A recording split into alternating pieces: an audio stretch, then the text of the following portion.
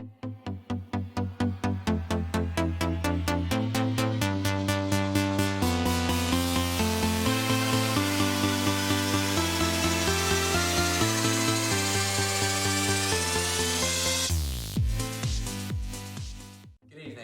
to this week's edition of Gaelic Weekly Live.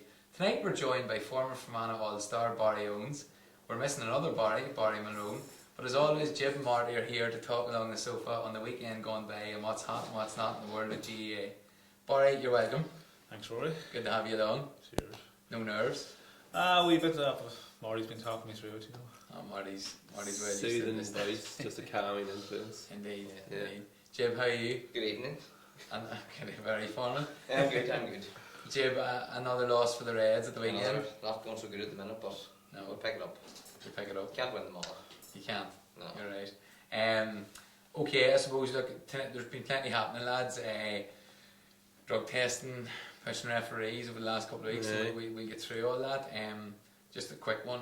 What's your thoughts on the Conley incident at the moment, Marty? Yeah, well, I suppose it's fairly clear cut in the rules of the official rules. If you put your hand on the referee, then the ban is a minimum 12 weeks, and he did put his hand on the referee. So in that instance, it's fairly clear cut, like, you know. And I think Conley knows himself. Dermot Conley knows himself that he shouldn't have put his hand on the referee, and he let a few Carlow men get to his head in a match that they were never going to lose, and they never looked in any fear of losing. Like, it was a nothing ball. It was a sideline ball. Like, it wasn't a penalty. It wasn't the winning or losing of a game. It was a quarter-final of a Leinster against Carlow, who they were comfortably beaten, and I think that he's no one to blame, only himself. Like, you know, the official rules state 12-week minimum, so 12 weeks. I suppose it shows the competitive nature of him, that he wanted that's it. Every ball, like, and but I suppose, like, if you go by the rules, that's it. Like, that's the pass he got. But you have to think about a common sense. Like, he didn't do much. He just done that. He didn't do much, but that's what I was going to put in. Barry, you know, at the end of the day, I suppose, I think, in my opinion, GAA is ahead of soccer as regards respect for referees, but we're a long way behind rugby. You know, respect for the officials is key, no matter what decision they make. You really can't be putting your hand on them, can you? No, definitely. Even the way he was pointing his finger in his face, like, I've often shouted at refs more often than I wanted to. But, you know, the way he went about it just looked wrong, even on TV, especially all to the young supporters, you know, and young players coming through the ranks. It'll be you have to make an example. Like, you have to protect the referee really at the end of the day. Like, the saying goes, men aren't hung for stealing horses, they're hung so horses won't be stolen, you know. That's it. You have to, is it worth 12 weeks for what he done? Well, this is it. You have to protect the referee. Like, you can't have boys stealing horses. Like, so you just you got to protect some players. Conley takes more abuse than that. He does. But you know, he takes abuse and he gives abuse. Look at what he done in the league final.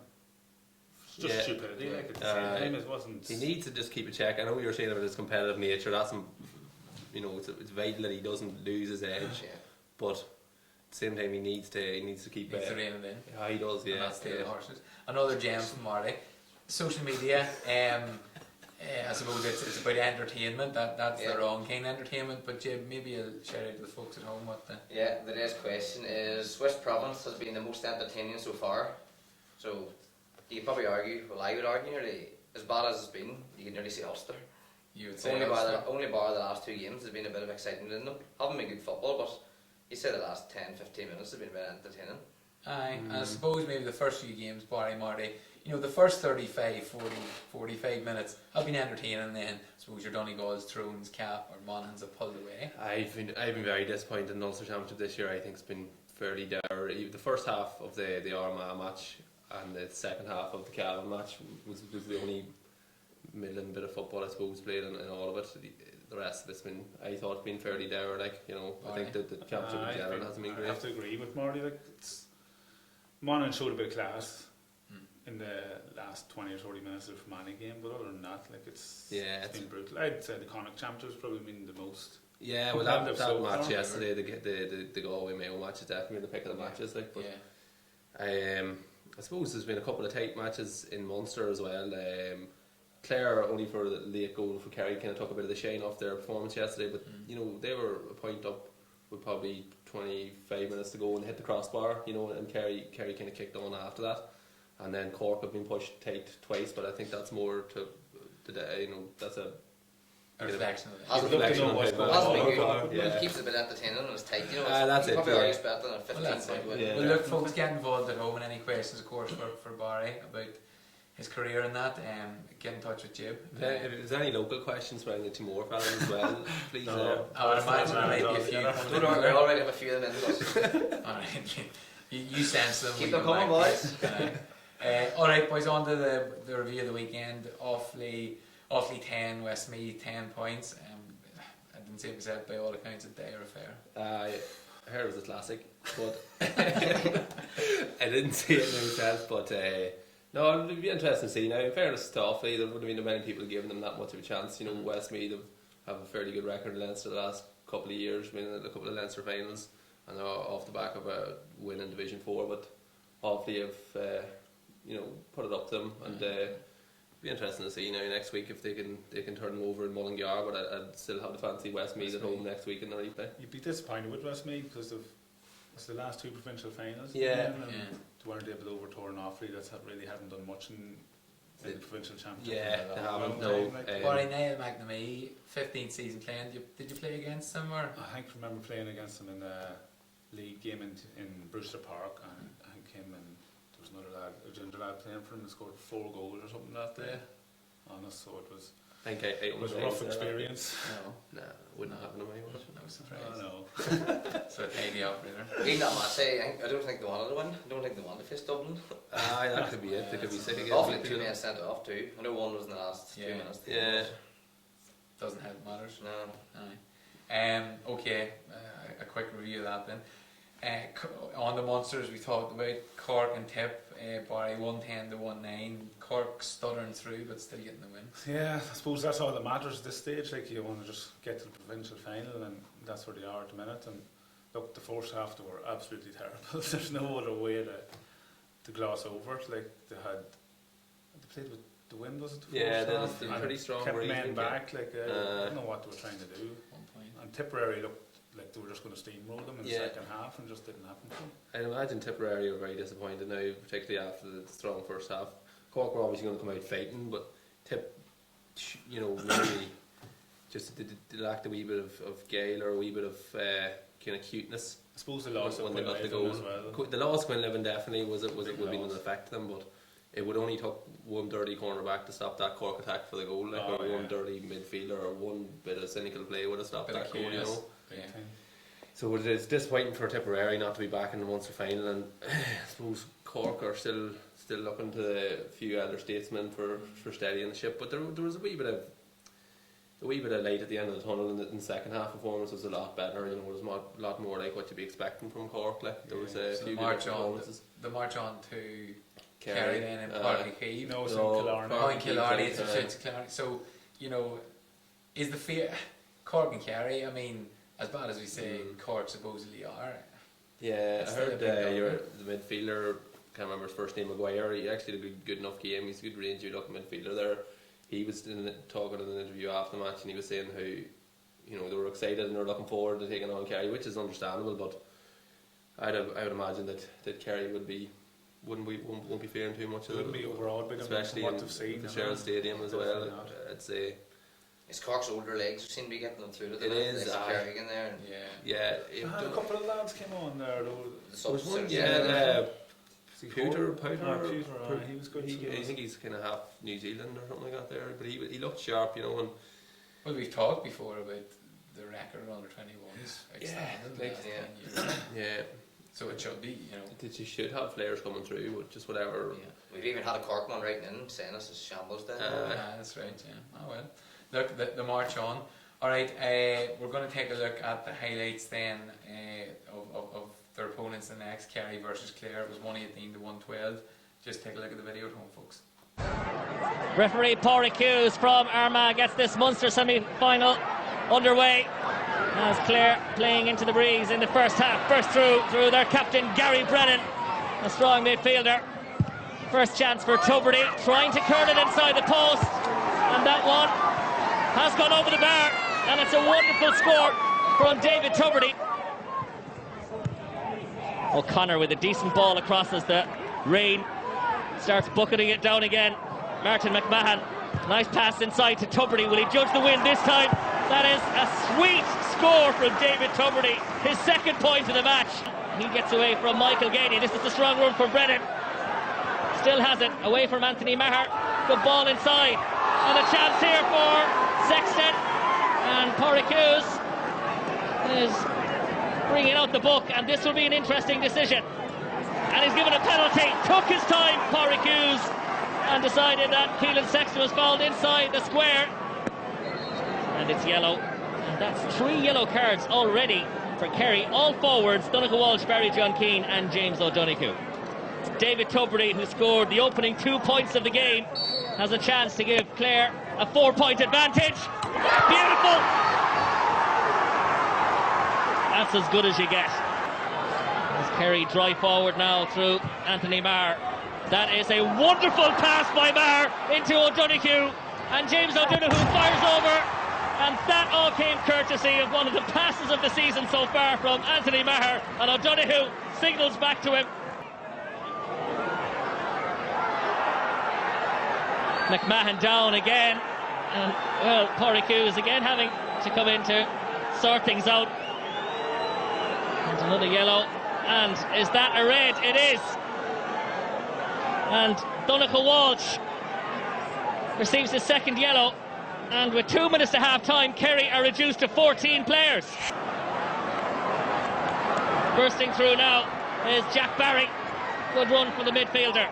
Out to O'Donoghue, outside of the boot, and that is an absolute peach. Good ball. O'Donoghue again. Gets it inside. Chance for O'Brien. The pass away, and surely Gainey, he's hit the upright this time. The extra player at the moment. Well, there's probably 3 James O'Donoghues out there. Wonderful skill by O'Donoghue, and that is a fantastic score.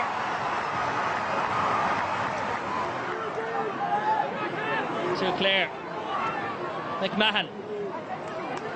It's good play by O'Brien, not letting him pass. The ball inside towards O'Connor. Anthony Maher tracking him. Tubridy. That's a lot of height. Oh, that is a fantastic score from David Tubridy. That's good tracking back though by Gary Brennan. Murphy still has it.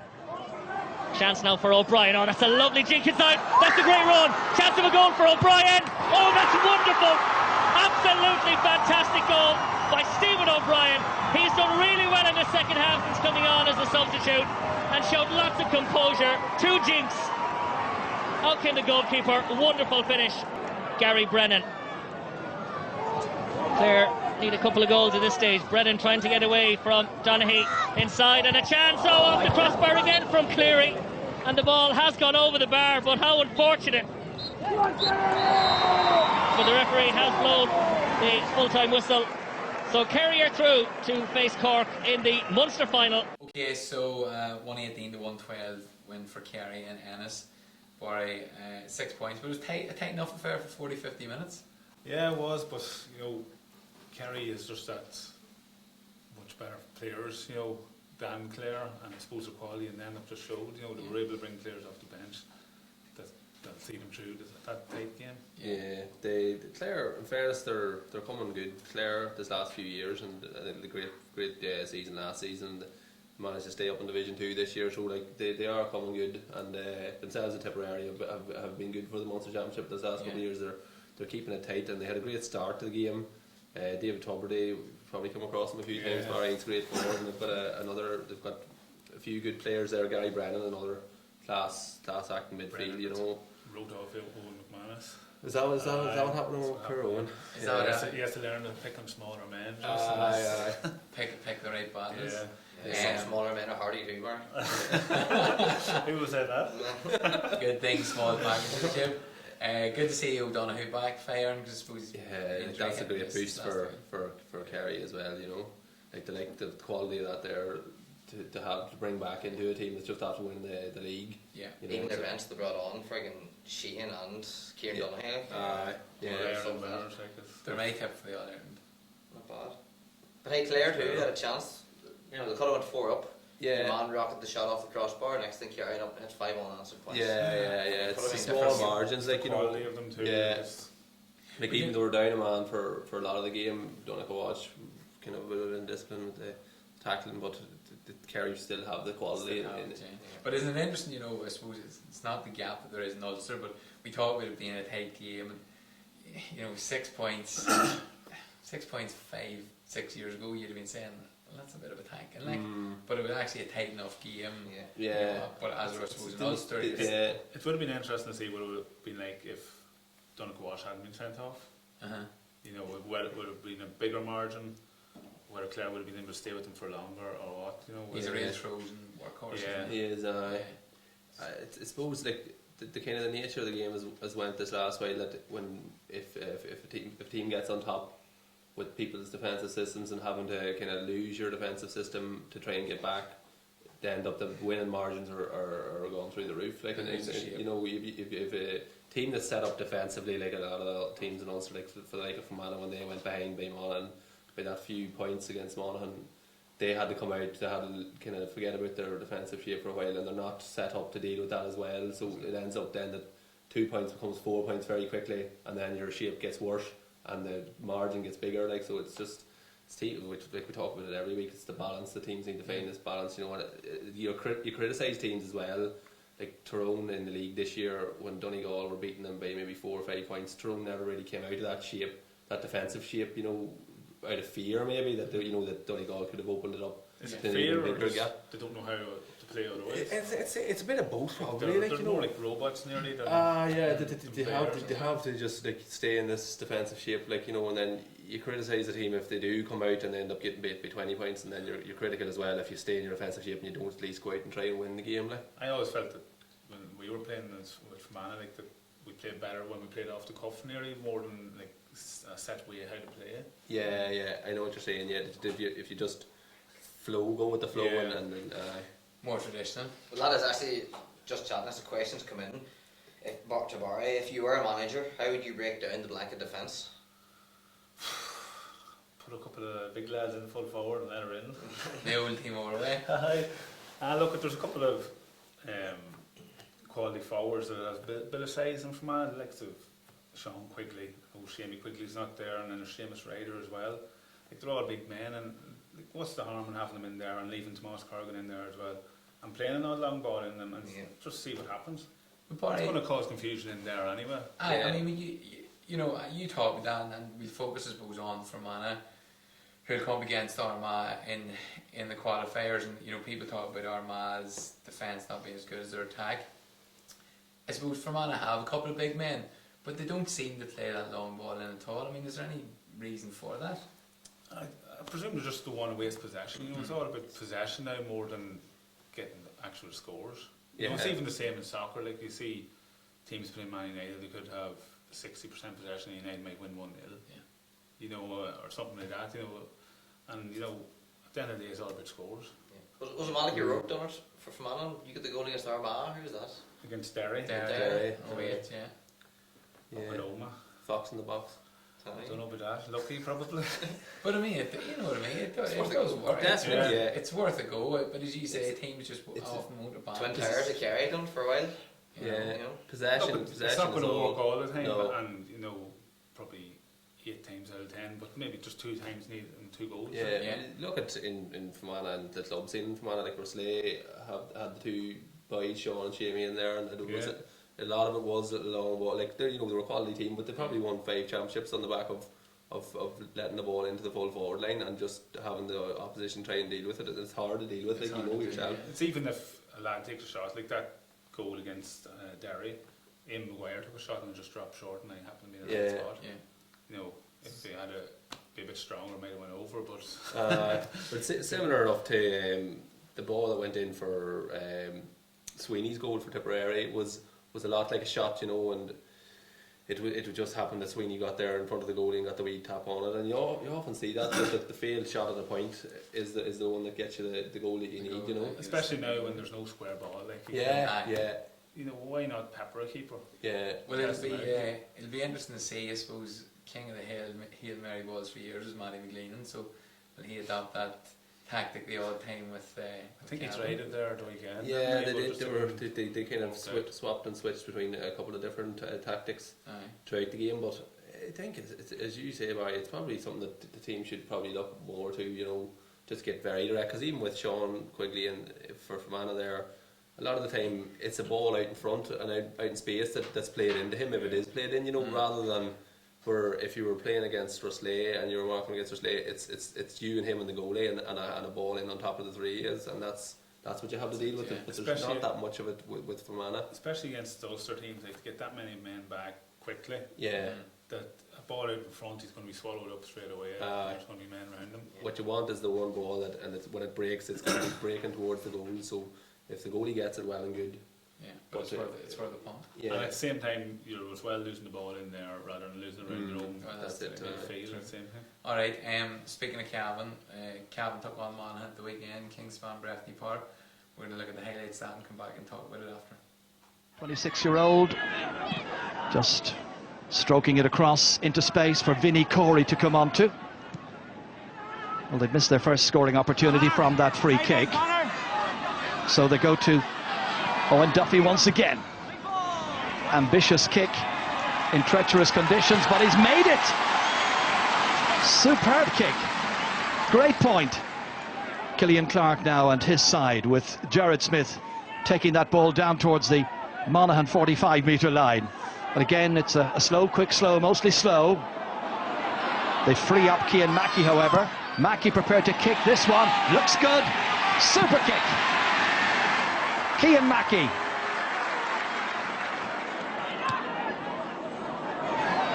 Big one down again towards Cian Mackey. Good work. Retrieved it before he went too far. Stepping in here is Killian Clark. Clark back as far as Mackey. He scored one. He's doubled his tally in his 34th championship match. Cian Mackey putting Cavan 2 points in front. Cavan have pushed up now on the Monaghan kickouts and are getting much more joy as a consequence. Well, that was a very good take by Carol O'Connell against Niall McDermott. Gave his shoulder to McDermott as the ball was landing. O'Connell has a man in space. It's Owen Duffy. He can bury it. Comes off a defender. Good block that time by Pádraig Faulkner. But what a piece of perception on the part of O'Connell. Into space. Suddenly Cavan were wide open and across came the right corner back to somehow get his body in the way and keep it out of that Cavan goal. Carol O'Connell sending it in here to McManus. McManus in one sweeping move kicks it brilliantly. Best score he's got today so far, and that is his fourth. Oh, that was brilliantly done. Well, the rain has ceased. A little bit of sun beginning to come out. Garrod McKiernan's got possession. He's lost his marker. He's having a go with it. Something special required, and he's delivered something special. Garrod McKiernan with a fabulous point. I'd be interested in Beggin's kick out. Does he go short or long? If he goes long, you can expect a big one. Good ball here towards McCarron. Jack McCarron. Finally, he does get among the scorers.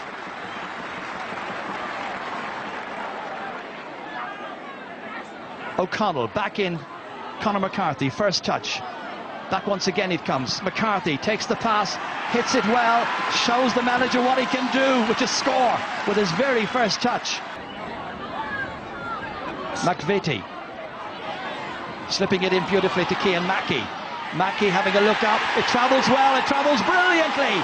First of the second half, third in all, and Cavan lead again by 14 points to 13. McCarthy. This time it's slipped in there towards Owen Duffy. Nice ball, McManus. Opportunity, oh, it's brilliantly finished. Brilliantly finished. What a goal, beautifully taken.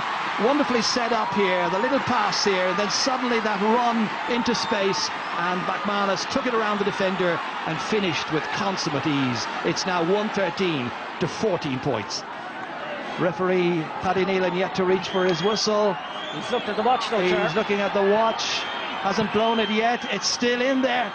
Cavan got to get a goal to stay in the Ulster Championship. They've got another ball, they've hit the post, and the game is all over. What a dramatic finale. So near to being a draw here.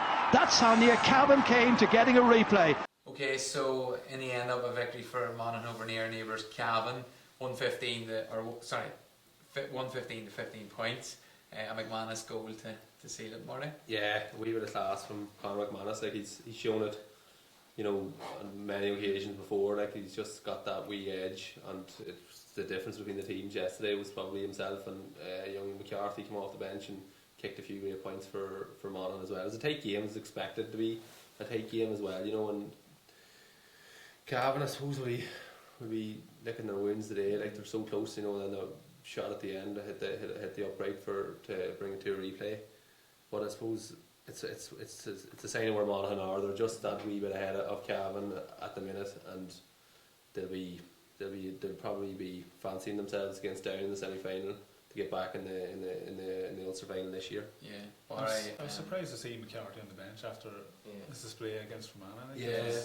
He was probably the pick of the forwards that day. Yeah, they've got a lot of good players to pick on. They tend to use I can't think of his name now. The fella who was in corner forward in his place. Duffy. Owen Duffy. No, it's the other way. I can't think of his name now. They tend to use him as a kind of a man who comes out and does a bit of donkey work for them, but I can't remember his name. He'd not appreciate me saying donkey work, but seeing as I can't remember his name, it doesn't really matter. That means on. It wasn't McManus and it wasn't McCarr and it was the other lad. The record that I discussed him, boy, even Rory Began and goals. What about his kicking? The kicking was superb. And good to see Darren Hughes back. I think Kieran Hughes was tremendous in the middle of the field. Was there? I mean, Darren Hughes. I suppose were the reports false or? Oh no, I think he would have started if he was. No, but I mean, as regards the injury, was it maybe just not as bad as the first scene? I mean, there was talk with Crucial at the outset, but I'd heard that he was out for a term now. Surprised now that he did make an appearance. But they never upgraded on us. So it mustn't have been. They knew it wasn't as bad then. It was just. Yeah. But either way, good for them to have him back. The same as Mickey Murphy this week, like. You don't know how bad it is, or. Yeah. Oh, of course. Yeah. Might need to play. Will he play? Will he? They're a quality side, Monaghan though. They've got quality in every line. The two Whaley's in the full back line, and they've got the two Hugheses, and then McCarn and McManus up front, and plenty more around. Plenty more around. And yeah. even McAdam, you didn't mention who kept Big Road quiet. He did, yeah. Drew Welly full back, like. But Cavan should be having a good run in the qualifiers. You think? I think so. I think they had a positive enough Division 1 campaign. You know, obviously they got relegated, which is not a positive, but they had a few good performances. Like, you know, in fairness, like Division 1's a big step up. Like that's it. Who do you back then? I wouldn't be that worried about them taking us through because they're neighbours and like. But boy, on that, just I suppose I haven't prepped you on this one now, but near neighbours, you're right in the Cavan border. But West Cavan, I suppose, is pretty weak and has been for quite some time football wise, but yeah, a lot of clubs. I suppose the population down there, it's been just over the years they've been overlooked. They have some good players down there. There's a young lad playing for Kildallen at the minute, and Ryan O'Neill, and he's scoring maybe 1-3, 1-4 a match. You know, he's way down the divisions, but you know, we can only play what he's against, and going by all reports, like he's a quality footballer. Okay. So I was fine whenever we were playing Cavan. Barry used to kind of be injured or he'd be, he had a wee soft spot for Cavan, you know. He didn't want I wouldn't say that. He didn't want to hang on the first. Remember the last one we played against them in Cavan? Yeah. Breffney Park, it didn't last that long. No. It was on about 3 minutes. You enjoyed that derby? Oh, I do. Great game. Only when you win though. Yeah. When you lose, Which one was that? Which match was that? The league match? Yeah, on a Saturday night. Oh yeah. I was on the bench and I came on and you got Roland Flanagan, I think, was on the ground. I might have stepped on him. I think I went off that night as well. Actually, a black card. You think it is? I'm surprised. Aliens. We haven't messed with the two boys tonight. So look, I'm on a march on, but you said you wouldn't be too worried about Cavan the qualifiers. Do you have any reaction to social media? On that specific game, there's not much, but we have a lot of reaction here, so we do. Straight in, Ryan McGovern wants to know when is Barry bringing out the All-Stars? 2 All-Stars, Barry? Yeah. Whenever we see him back at the pitch, I'll bring them out. Dominic Carrigan, referees need to adjourn to the same standards. There's too many afraid to make big calls. What's your opinion on that, Barry? If that's in relation to the Conley linesman incident, it's probably a fair enough point, because at the time, like, Conley touched the linesman and surely the linesman realised it and the referee was beside it, so he realised it too. So you would wonder why there was no red card produced at the time, you know, and then it was left up to CCC. and probably grounds for appeal now because the referee knew it happened. The linesman obviously knew it happened, and there's an appeal. Did he see it actually happening, or I'm not was sure. it reported by the linesman to him? Maybe the linesman. Mightn't have been. Sounds very strange. Somebody seemed to be written like an additional notes after the match as well. It wasn't really. Is that right? Yeah. It seems like there'd be grounds for appeal. And I've heard the media talking about it, and then decided to put it in. Yeah, that's fair to say. Anything else, Jim? Yeah, Barry Owens was very busy tonight. I thought he was away. I thought he was a Christmas course. Yeah. Barry Owens, is it true that Barry can fist the ball further than he can kick it? He also says make sure his sideline kicks gets mentioned from Friday night. Yes, Barry scored a worldly on Friday, didn't he? It is unfortunately it wasn't recorded against his hometown club. Yeah. Very good. It wasn't cash, it was Ireland. Alright, so as I say, Monaghan march on. Alright, lastly we take a look at the highlights from Galway taking on Mayo. It's Mayo against Galway, Connacht Championship, final in place against Leitrim or Roscommon. Who will it be, the green and red or the maroon and white? Giving it first, Lee Keegan. He kicks it, hits off the top of the post. It's still alive. Here's a chance. Cavan McLaughlin. 2 scores for Mayo. Both of them scored by McLaughlin. 1-1 for the man from Knockmore. Yeah, ball comes off the post there. Kevin McLaughlin reacts quickest and a brilliant finish there. Shawnee Armstrong getting by the first challenge. Lovely little dummy to the second, but they converge on him, the Mayo defence. He needs support. It's there. It's available. As Galway go forward, gathering in is Michael Daly, son of Val Daly, and Daly shoots, and the umpires are happy that is over the bar. That is a superb point. Down for as Clinton O'Curry gets by Seamus O'Shea. Giving it for as Tom Flynn. Into the centre for as Johnny Heaney from way out the field. This will be a magnificent point. Long range point scoring by Galway is a joy to watch. Traditionalists, purists will love it. Interesting again here, the kick out. Let's see what happens. Galway are starting to push up a little on the kick outs, forcing David to go long. Keith Higgins doesn't bother, And it's a straight red. The referee, Joe McQuillan, saw the challenge as Desi was speaking there, and the referee had no doubt. And Mayo, after 26 minutes, are reduced down to 14 players.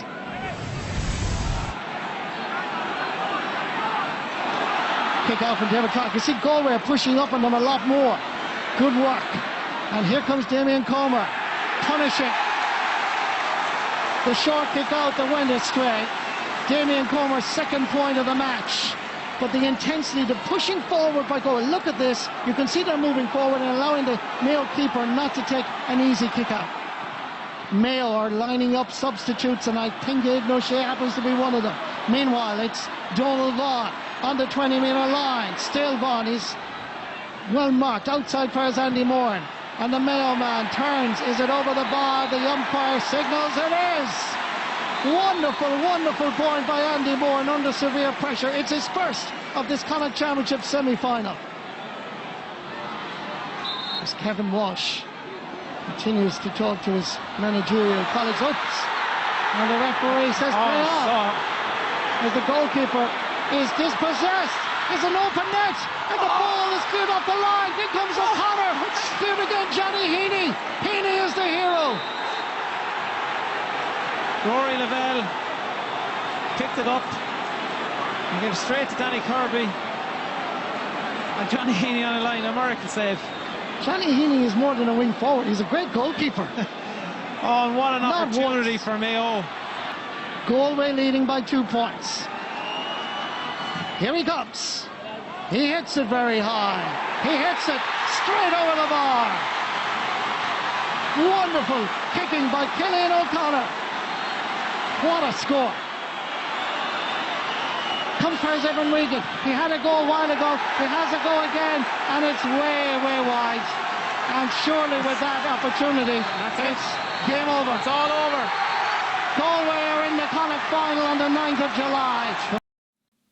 Okay, so Mayo defeated by Galway 15-1-11. Marty, You've a wee smile on your face there. No. It was a great match. Finally, a good match this year. I thought it was really the start of the championship proper. Real good derby match. Yeah. Probably not really typical championship conditions. What you'd be looking for in the middle of the summer, but the quality of the game was there, and it was good.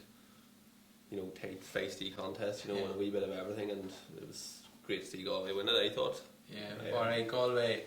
Galway can actually match Mayo physically as well, can they? Yeah, you see some of the size of the players, like Comer up front, like he hit the man on the shoulder in the second half, and Jesus, I don't think I've ever seen a man move as far. I've seen boys get, you see men get buried into the ground with the shoulder. This man actually went about 5 yards in the air. The only hit I can remember as good as Maroon's against Laois. That was good. It was fairly. That was a he hasn't stopped talking about it since. No, it'll be interesting to get his take next week actually on which was the bigger hit.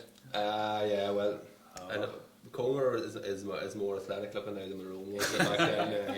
He's definitely those matches against Laois, he was better foot runner.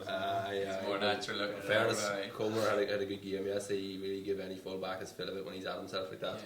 Seemingly they let him out for a wee while in the afternoon before matches, or in the morning before matches. Let him out to the bog for a while just to get him going, and then he gets going. Then he's really he warms up on the ball. But Mayo, I suppose Mayo.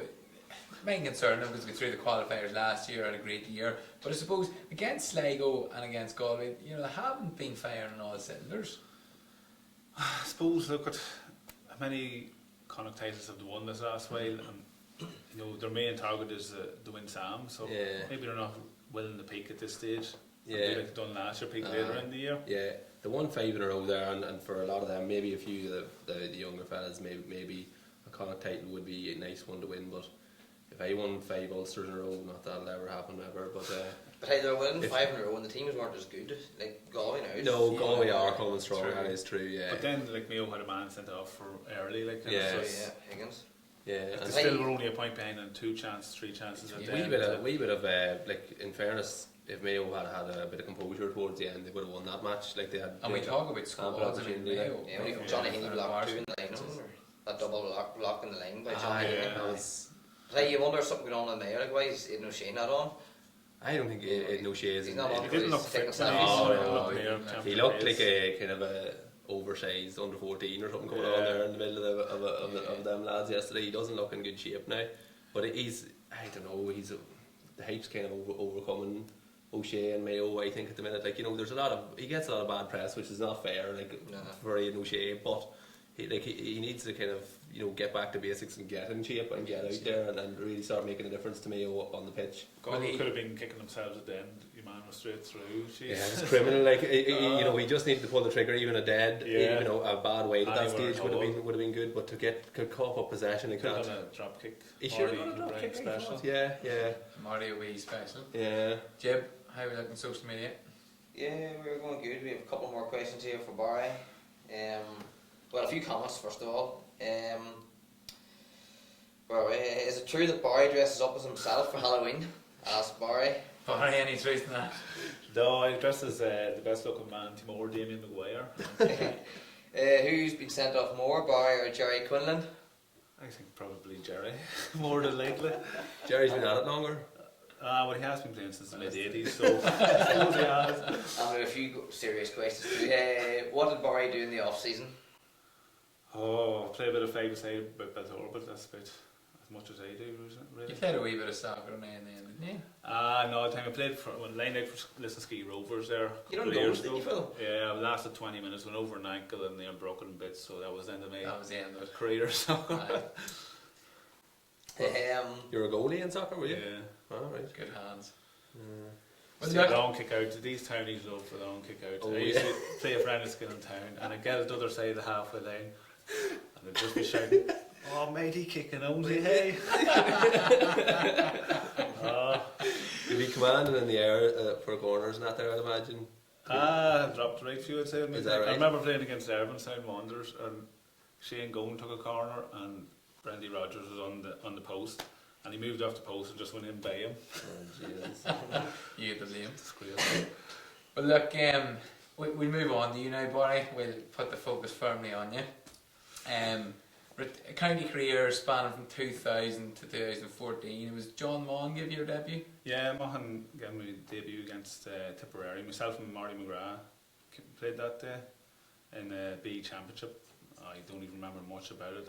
I actually went to a wedding with Sean Quinn Jr. afterwards and Justin Gilheeney, and I probably remember more about it than I did about the match, to tell you the truth. B Championship, that's quite some time ago. I suppose, what's your thoughts then on the like of that reoccurring? Look, it was good. I suppose at that stage you didn't have any back door, and teams only had one real chance at it. But like you see all these arguments for getting more competition between lower ranking teams, but I'd rather see them come from a day where teams are improving. You know, how are you going to improve these teams rather than giving them competition? Like at the end of the day, you want to see them coming up against the likes of Dublin and Kerry and having probably beaten them, if not run them tight at least. Yeah. Instead of just coming out with the same excuse, we need to have tiered championships. Okay. Do you not think that maybe if you split it up maybe, and there was the top 8 played in the whatever their Super 8s, and then maybe the second tier of 8 played the championship out, and then there was a chance to get promoted into, well, I suppose that's just league you're talking about there, but like if it was even 2 tiers, like you'd still have your Division 2 and your Division 1 teams that would be competing against each other, and then the stronger teams out of Division 3 and 4 would get a chance to move up, you know, and it might improve them in a championship. But then you see, like, you see in the hurling, like, they have a tiered structure, and you never see any team really moving up. I know what you're saying. Yeah. You know, Wexford stayed up in that championship, and look what they're doing now. Like, they beat Kilkenny twice a year. Yeah. And then you see other teams, Antrim slip back even further. Yeah. From going even down. years Antrim won a Tommy Murphy Cup years ago, like, and sure, they don't push on from us. Maybe it's they're a poor county, but and like if you were in a tier championship and say you were in the B championship or whatever you want to call it, and you were with Fermanagh, would you want to put in the same commitment as to play in an All Ireland? Yeah, there's it's hard to know exactly. There's a lot of dead rubber games, I suppose, at the minute, and you see a lot of teams losing players because there's a lot of teams out there that don't have the hunger for the qualifiers, and there's a lot of players out there that maybe might give it a rattle for the province. After the provincial championship, you see teams that are losing maybe 2 or 3 squad players because they don't have the hunger for the qualifiers, because they know that it's a long haul, and the chances of having that, you know, breakthrough years is pretty low. Like, so I know what you're saying. I do understand that if you do start bringing teams down to a second tier, and I know whenever I was playing, it was very far from my mind that anyone would put you into a second tier championship now. But when you're looking at the quality games that are out there, I don't know, what do you think of the Super 8 thing they're bringing in next year? It's just big money, really, isn't it? I think so. Yeah, yeah, big time. What else would it be? Like, it's like, if I'm not going to get excited about someone going down to play Kerry and Killarney, like. Yeah. Well, do you think, I suppose, going back to, I suppose, a career starting, and we maybe move on to the success you had, and maybe why a B championship isn't an option. 2001 odd Ulster under 21 final, Tyrone got the better of you. That was a great Tyrone team you played. Yeah, that was the year of foot and mouth, when it was supposed to be played earlier on there, but then it was called off, and there was talk of us being put through the All Ireland, but I think Mickey Hart put a stop to that, and ended up, and he got his the All Ireland put back, and we played them in the trounces off the field that day. Him McGuire didn't turn up for the final for one reason or another. Is that right? Yeah. But I suppose you that was a good side, but obviously you had a good side then, and then, you know, I suppose within 4 years of your debut and Marty's, you were both All Stars. 04 Ulster final in 08. I suppose you had good years with Fermanagh in 03 under Dom again, a couple of big beatings from Tyrone in league and championship. But are you veering towards not having the B championship because you have sampled relative success with Fermanagh, a smaller county? I suppose, yes, that has a point to it, alright. I think what helped us a lot was, you know, the league structures back then wasn't 1, 2, 3, 4, it was 1A, 1B, 2A, 2B. So you always had that chance of getting up to play the stronger teams. Yeah. You know, you didn't have to go up 2 or 3 divisions. Yeah, in 03 it was Fermanagh came from 1B to play Tyrone in 1A, wasn't it? So that was probably an eye opener, I'd say, that year, and then the year after that, Fermanagh went out and beat Armagh, so you'd got a bit of Well, I suppose the year after we had that many retirements, it was more or less a new Yeah. But like in 03, it was a new experience getting to Croke Park, playing Tyrone in the league semi-final, and would have ended up winning it easily enough in the end up. But for us, like, it was a major step up in class. Yeah. That was also the start of the foreign training camps and holidays for Fermanagh, wasn't it? Yeah, we went the next day after the league final. It was a long plane, a long flight. Where did you go to? Oh, where were we? I think it was Gran Canaria or Lanzarote or somewhere like that. What do you make of it? What do you make of those? Good, It was beneficial, good. one Just of the perks. you felt a bit like a professional. Like you got up at 7 in the morning. We went for a run. Came back, you had your breakfast, and then went out and done a pitch session. And then you relaxed, and then done another pitch session. Then in the evening, and then there was different activities then at night. But no drinking. From what we hear, right? And then I suppose 04, Barry, I suppose my wife from Tyrone calls it Fermanag's Cinderella year. She calls it. For us, for Fermanagh people, it was massive. I suppose you had done a lot of good things, but I suppose whilst you didn't win Sam, does that year stick out as special?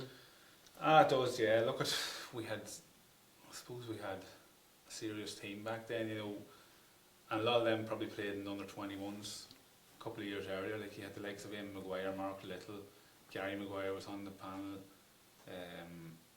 Hughie Brady came through a year or two after, and the likes of them, like, and you had older players like Steve Maguire, Colin Bradley, like me saying that, Tom Brewster. Is this the year McBarn flew Yeah. back to the wedding too? Like, they steadied the ship for us. Yeah. And I suppose we ran Tyrone close in the Ulster Championship. Probably should have beat them that day. That's right. And I suppose we got out of jail against Meath, and probably lucky Tipperary didn't feel that. That's it. right. Yeah. So some great, just when you're talking through it, there are some great memories, some great games. Any regrets? I mean, maybe particularly the first day against Mayo. Nah, look, I don't have any regrets about any of it. We were close, and unfortunately, just didn't have the luck on the day. You could say we were on the attack whenever the whistle was blown, but I think they had a right few chances missed at the same time. Who are you picking up that day? Mortimer? Trevor Mortimer. I was on this, so I got the mark. The Joys running after him, we were trying to catch him.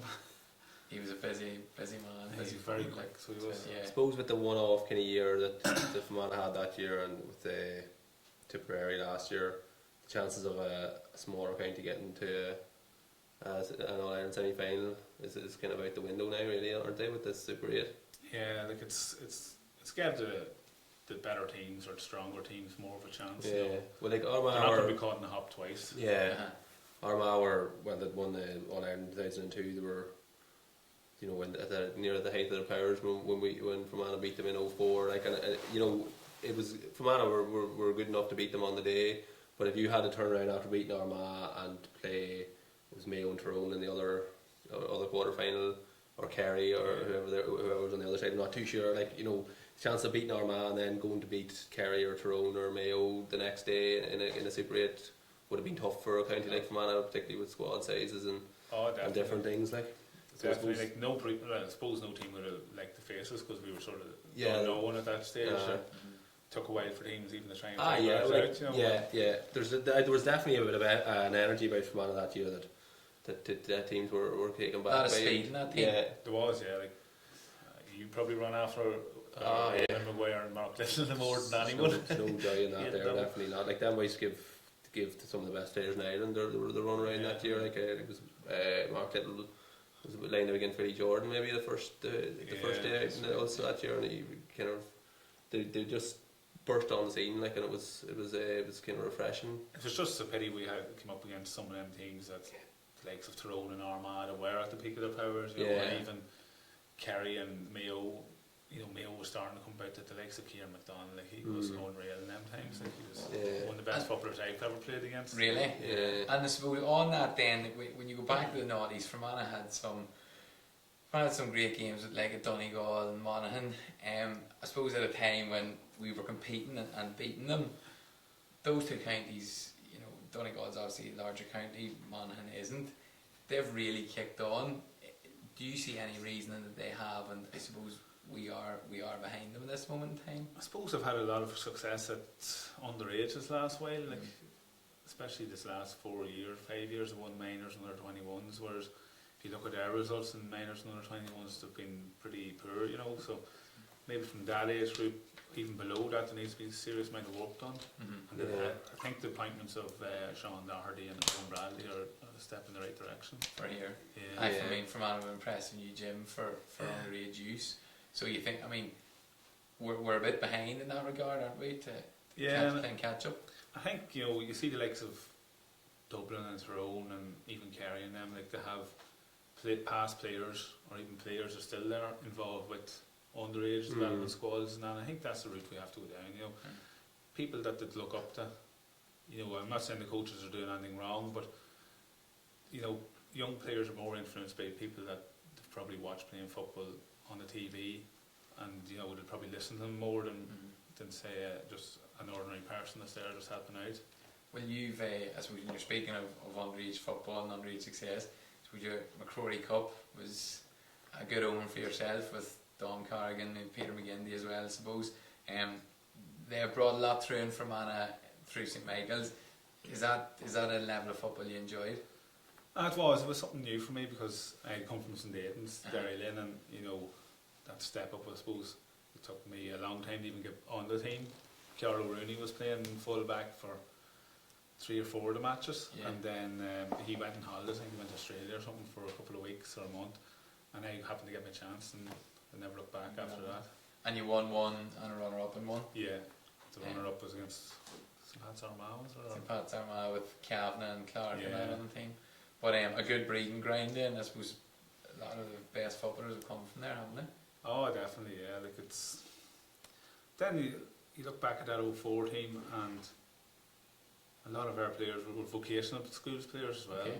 You know, you had the likes of Liam McBarn, Stephen Maguire, Eamon Maguire, Mark Little, Gary Maguire, myself, Hughie, Kieran Riley. You know, we had a lot that came through the vocational schools as well, and then went on to play in the McCrory Cup. So it just depends on I suppose the work that was done at underage at that level. Yeah. You know, in Owen Timor we had a primary school teacher, Declan Maguire, who was there for a while, done a serious amount of work. And even in with the clubs, we had the likes of the Wallaces, the Rileys, my father, you know, would have all done a bit of work with underage, you know, and that sort of bore fruit later on in the year. So just for you then, the mentors are pretty important in having the right people in place in that respect. Fermanagh have that at the moment, don't they? Or they're getting there. They're starting. Yeah, I think as Barry was saying, like the Sean Dock there was his quality working on underage is kind of it's renowned now. Right, throughout the province, he was doing great work with Cavan there, which is disappointing for a county like Fermanagh to have a talented coach like that there, and he's with your neighbours, especially Cavan. Like the fun, what did they win there when he was with them? Like, and yeah. I reckon it was all the work he done. Yeah. You know, and thank God we got him back. Yeah. Jib, much interaction on there? There is indeed. Barry, will you ever go into management? Well, I'm sort of helping out my friend Eugene Wynn with the Timor Minors at the minute, last year and this year, so how's that going? Goes. Well, we've a game tomorrow night. We have to beat Lisnaskea to stay in the hunt for a league final, so if we beat them, we've probably a 3-way playoff with ourselves, Derry Lynn and Lisnaskea. So. And rural Fermanagh, I suppose for anyone that doesn't know where you're from, it's pretty rural. Like numbers wise, are you seeing effect on reduced numbers? I suppose at underage you would, yeah. Like we're playing, we'd have maybe 13, 14, push 15 players, but that's it. You know, when you're trying to compete against the likes of Derek Gonley and them, they'll have maybe 20, 25 players, 26 or 7, you know. Yeah. And it's just hard. If you get one injury, you know, your season's more or less over, especially if it's one of your better players. You know, I remember we actually happened to win a minor championship back in 2000, and we had maybe 27 or 8 of a panel. You know, it was nearly half the numbers in the space of 15 years, 16 years. Yeah, it's a big thing. Numbers is a big thing. But I suppose like there's not much you can do. Like this is it. Is there a solution? Is there anything you can do, or there's a few amalgamations? Team are jumping down now. We amalgamated for a couple of years, but there's that's the one St George, is it? Is that no, that or who's St St George? George is Adamsey and Slay. Yeah. Oh right. We But what's the difference? 3 miles between the two clubs. Timor Darlin, yeah. And I suppose I a guess couple of so. ours live in Darlin as well, or in Poaching? the area. No. tradition, the family? So are you in the Jim Cavan style of management where you're very cool and collected online, or are you more of a Davy Fitz where you're running on shoulder on the opposition? No, I try not to get involved too much. I leave that to Eugene Wynn. He's the brains enforcer, behind it. right? He's the brains behind it, or so I'm told. Elephant taxis. Yeah. So we're told. Couple more. You have to watch what you say here now. Who was the best club manager you've played under? Oh, I suppose I'll have to say them all. Like you can't really. Oh, you're going to sit You the put fence? on the spot. You put on the spot. Who was it? I don't really know. Look, they all have certain qualities, and I'm not going to single out anyone. Who was your greatest role model as a footballer? As a footballer, I suppose when I was growing up, I used to look up to I suppose Derry and Down was doing well, when Henry Downey and the likes of Anthony Toll and them. They'd always been who you've been. If you were playing football in the backyard, I'd be Henry Downey or Anthony Toll, that sort of way. Did you practice there? You don't see you hitting too many frees off the ground like Tuchel do?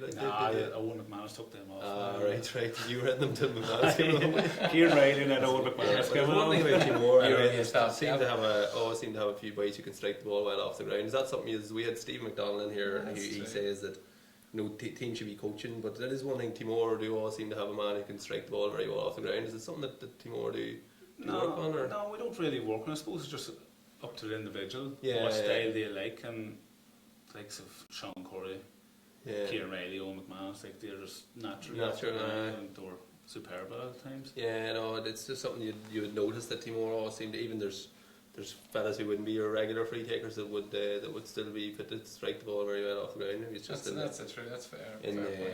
In the water up there. Yeah. On the final couple of questions, then toughest opponent you faced. Ooh, I'd probably say I've had many a battle with Ronan Clark now, and he was hard to handle, so he was, in fairness to him. In what way? It's just his size, and he had a bit of speed to him as well. He was hard to handle, and especially when him and Steve McDonald was playing well together. It was myself and Clocker usually was the two marking him. It was a right handful of time. And then on that, the I suppose man, you'd go to the trenches with, or who was the best you played with? A right few good players now. I can't single them out. Don't feel like you have to say me the likes of any stage here. Monroe. No, look, most of the players you play with are always good. I'll not single any of them out. I always, they always have good points or bad points, but I'm not going to single any of them out. Stay one, they're not going to be upset. Right. Don't probably. say Monroe. Yeah, please don't. Probably Shane McDermott, He was probably one of the most underrated players from Anna's ever had. And he was the driving force of that 04 team, and probably up until 08 as well. His strength, and he had the drive of him, when he only farm, I don't think we would have got as far as we did. Very good. Yeah, one thing I know is a bit... Man now, is he? Yeah, he's coaching along with Shane Gomes there. He seems to be keeping them on the straight and narrow. Shane Gomes, it's like man too. Ryan McGovern just says too, Eugene Wynn is the real brains of the operation. Barry is just the water boy. So I'm told that. We'll not believe that for a second. Okay, Jim, keep us up to date there if anything else comes in. Boys, on to this weekend coming then. So we've already went over awfully trapped the Westmeath, we know that. Roscommon, Marty, your tip for Connacht, they are at home at Dr. Hyde Park to Leitrim. Yeah, you can see Roscommon will be fairly hopeful now, and you'd be expecting them to take home the bacon there. Definitely to get another crack at Galway in a kind of final. I think it was we were tipping teams of the year. I picked them because the imbalance in the provincial system, because they're nearly guaranteed a provincial final spot. So they're automatic. 1 or 2 wins, and they're looking at an All-Ireland quarter final. So you're sticking by your guns. I'm sticking by my guns. Yeah, Galway looked very impressive yesterday, but Roscommon, they've plenty of time anyway. That's one thing for sure. They've had plenty of time from the league to recuperate. And we to haven't put heard things any together. rumblings in the camp. Like We haven't heard any major rumblings. I think they've got 3 debutants named now for this weekend. So I fancy them to beat Leitrim, and it'll do my reputation as a pundit very good. Why would you agree with this top pundit? I think Leitrim, they'll not be that far away. Like Roscommon didn't have a great league. I know they were playing Division 1, but they've been out of football since when was the last league game? I think it was whenever we were talking about it was 13 weeks or something like that, Yeah, wasn't it? 13 weeks. It's a long time, it's no competitive. We know you can play challenge matches, but at the end of the day, like, it's not the same as a competitive match. Yeah. And They've lost Leitrim's down to had that. Monaghan too, like. Yeah, that's a big loss. blow, There. Needless to say, my reputation as a pundit is like dead in the water if Leitrim beat Roscommon next week. In So. the water, but you're both going or something. I think Roscommon. Yeah. Okay. Down to Leinster, Saturday evening live on RTE or live at Sky, which could be a real humdinger as Meath and Kildare. How do you see that one going? That'll be like, I've seen highlights of Kildare against Fermanagh, and Kildare looked very impressive. Like the strength and the speed that they broke out of defence and into attack, like they were just animals compared to what Fermanagh looked like. But then I seen Meath the last day out, and they looked impressive too going forward. So it's going to be a high scoring affair. I know, because the defences don't look up to much, and I can see maybe a draw. Okay. I fancy Meath for this one. I don't know why we've been talking about being great for Leinster football if these two teams can really push on and get a crack at the Dubs and really rattle them. And I think Meath are probably best placed to do that. I think it'll be tight. A draw mightn't be a bad shout, but I just fancy Meath to squeeze past. Okay, yeah. And then finally in Ulster, a big one, Donegal and Tyrone. Yeah. A lot of critics might say, it'll not be as exciting as, or look forward to Meath and Kildare, but it's going to be interesting. It will definitely be interesting. The one thing that'll be, it mightn't be the best spectacle football wise if it was anything like last year's final, but it definitely, you'll be glued to it at the same time because last year's final, and we had this argument, maybe we get Barry's view. It was like a game of chess. I mean, it was interesting to see how. It was interesting. I'll give it might have been interesting, but the football was terrible. It was like they should have. I can't really say much because I was coming back from the stag and I don't remember that much of it. Well, you didn't miss much. If they had played for 5 minutes, they might as well just played for 5 minutes because there was a lot of time wasting to try and nick it by a point at the end. That was true. But you couldn't call a winner, and it's exciting. It's interesting in fairness, and it will be interesting this weekend. I think that I know Donegal will be confident after what they've done to Tyrone in the league, but I fancy Tyrone to take Donegal this weekend. I think Donegal have done very well this year for the amount of the turnover of players, and the young lads coming in have done very well. But at the same time, they are young, and there's a few of them inexperienced, and there's a lot of experienced heads around that Tyrone team, and I fancy Tyrone to take it. But as you say, it'll be tight. It'll be interesting to see how to do against Donegal defence. Like, they haven't really come up against something like that. Yeah, even in the league, they struggled against. They did struggle, yeah, and they as we were talking about earlier, they still stick to their system, So both teams will be looking to try and get that 2 or 3 points ahead, and then it's very, very, get tight defensively. But I don't think Donegal are as good defensively as they were last year. I know they've changed kind of more towards the fast moving unit, and Antrim picked a couple of holes in the first half. I know that they ended up being a trouncing in the end up, but Antrim 2 good goal chances against that Donegal team in Ballybofey. So I fancy with the quality that Tyrone have up front. They weren't in second gear that day, They were very much. Well, I suppose Tyrone haven't scored goals this year. I think. Jimmy, you go under it? I'll go to surely, aye. What's the thoughts? I mean, I think it'll probably be bad to watch, but you're going to get a lot of big hits. You're going to get some great scores, and you're going to get a lot of speed. It's going to be niggly. Aye. We all remember Monroe's hit last year in the Ulster final against Frank McLean, wasn't it? This wasn't great hit, although he's not. Where's Monroe now? Any more? He's been quiet. He's got a bit of abuse. Any more rumours for us? You want to share with the nation? No. On who and Barry? No, on your, you've got the inside line of the I do have a bit, but I'm keeping it to myself. Somebody has been feeding false information, folks, to Jib for We're the not talking last about few that months. again. Move on. Relation to the Tyrone squad. But yes, you'd be at it, and what are you confident, or? I think Tyrone will beat them, I think Tyrone will beat them too. If you'd asked me a couple of weeks ago, I probably would have, I don't know, for some reason I would have thought Donegal, but I'm just going to be notion that Tyrone will beat them now. Mickey Murphy too, is he fit or not? I don't know, I don't think he will be. You don't think he's fit? Heard of his story, you see. So he's playing them. What's your thoughts? I think Donegal will nick it by 2 or 3 points. Yeah. Hopefully. Yeah. Because I think they play more attacking style. Well, they've moved this kind of wee bit more speed and that they're into it this year, and they're. But Donegal's faced a team now that are probably nearly better than what they do in defensive wise, you know, like. Mm-hmm. But they have to then, break down through. look, for both sides, for both sides, a bit like Mayo, would it be more of a bonus to actually go through the back door? I know you want to win Ulster titles, but you're tough game after tough game after tough game. Tyrone last year then came up against Mayo. They'd already had a few tough games. Is that? I think that the loser of Meath and Kildare are going into that side of the draw. Mayo were already in that side of the draw, and then you're looking at the loser of Tyrone and Donegal on that side of the draw. So an Ulster final and Monaghan are down, and then into your quarter final or your last round qualifiers probably a bit more advantageous to that side of the draw. It looks very tasty, It could be one on the line, you've seen Monaghan, like your Rourke brought on McCarthy. It's a game, and then it's similarly against Fermanagh. Like I know they were probably at the upper hand anyway, but Owen Duffy coming off the bench made a massive impact, and both teams probably have that there in their arsenal to bring off strong players like McBurney coming off the bench the last day for Donegal. I'm not sure if he'll start this weekend or not, but if you were having a good day in defence and you've seen Paddy McBurney coming on, you'd be thinking, what do they deserve this?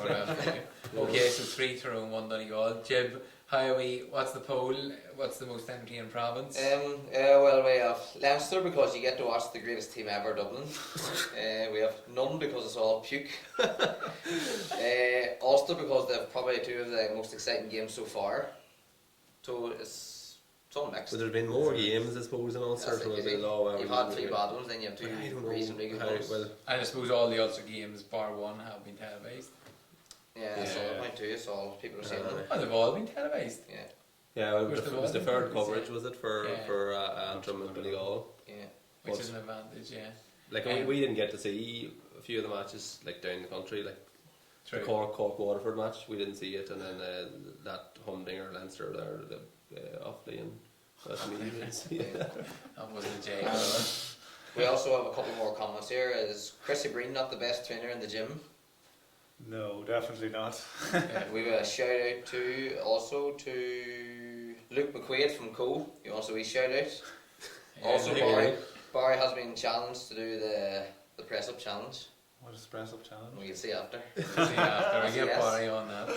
Alright, so divided opinion, and plenty of stick there from Barry, from the viewers. Just a wee one for me, would you swap your Ulster for an Ulster Championship? Oh yeah, definitely. 100 times. I swapped the 2 of them for. There you go.